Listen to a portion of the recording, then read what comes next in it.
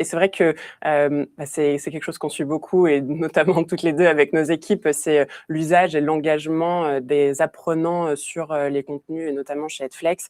Donc on voit que il faut potentiellement mettre encore plus d'énergie, mais ça on le verra dans les réponses. Mais c'est vrai que souvent les clients nous disent les équipes leur remontent qu'elles n'ont pas le temps, donc on parle toujours de ça, mais ça effectivement, que ce soit dans le secteur industriel ou même tout autre client, exactement, enfin on a pas mal de sujets.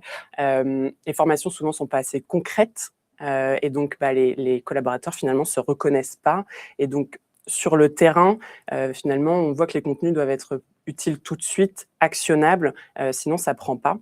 Et en préparant ce webinaire, je pensais à un exemple avec un client avec qui j'ai pas mal travaillé dernièrement, qui est leader dans les services à la personne. Donc eux, ils ont des collaborateurs qui sont en difficulté supplémentaire, qui sont même pas sur un même site, ils sont chez les clients directement et potentiellement chez plusieurs clients. Donc ils avaient déjà un sujet pour les formations obligatoires réglementaires, et donc ils ont la chance d'avoir des agences sur le territoire, donc ils ont dédié des ordinateurs dans chaque agence avec des temps dans l'agenda, etc. Effectivement, quand on parle des formations qui vont plus être pour la transformation, pour le développement des compétences en dehors de ces formations réglementaires, là, se poser la question de comment est-ce qu'on va adresser ces populations-là. Donc, on a pas mal travaillé. Finalement, on s'est rendu compte que ils avaient tous des téléphones qu'ils utilisaient dans le cadre professionnel, parce que quand ils arrivaient chez les clients, ils avaient besoin de les utiliser, etc.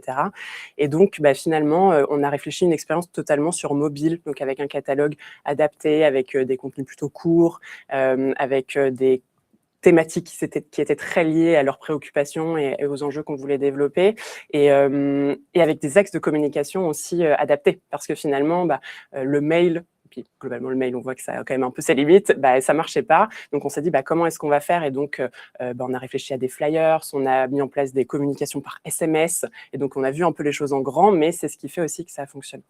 Et donc je pense que cet exemple illustre bien aussi chez Edflex finalement ce qu'on met en place, un peu l'approche qu'on a mise pour adapter. Je pense qu'on peut retenir effectivement d'avoir plutôt des formats courts, 5, 10, 15 minutes, qui sont directement utiles pour le collaborateur.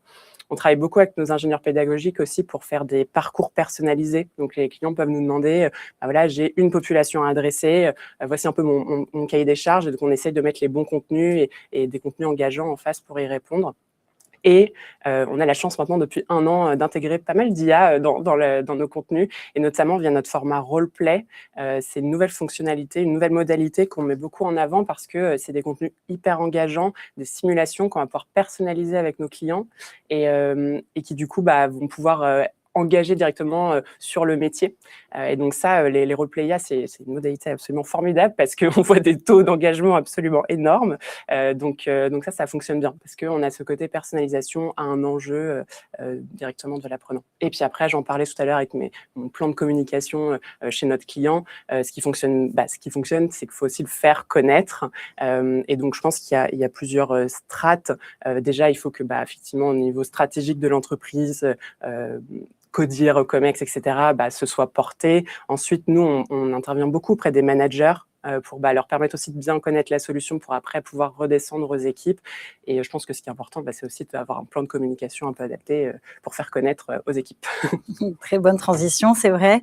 En gros, sur le terrain, ça ne prend pas si, je ne parle pas le langage du terrain, donc tu l'as dit, des formats courts, de la personnalisation, de l'entraînement. Donc maintenant, la technologie et l'IA nous permet d'avoir un entraînement à échelle et qu'on peut diffuser rapidement, mais sans un plan d'accompagnement global et sans un projet global, ça ne marche pas. Il faut inclure les formations terrain dans quelque chose de plus large.